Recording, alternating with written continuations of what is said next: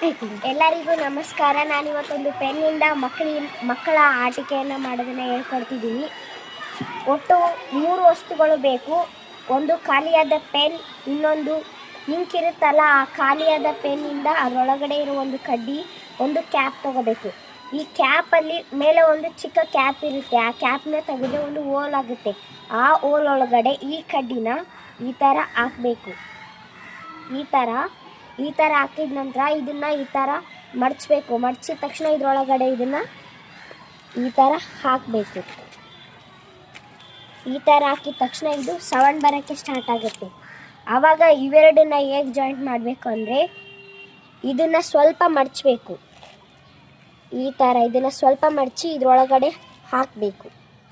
ಇದರೊಳಗಡೆ ಹಾಕಿದ ನಂತರ ಮಕ್ಕಳ ಆಟಿಕೆ ರೆಡಿ ಆಯಿತು.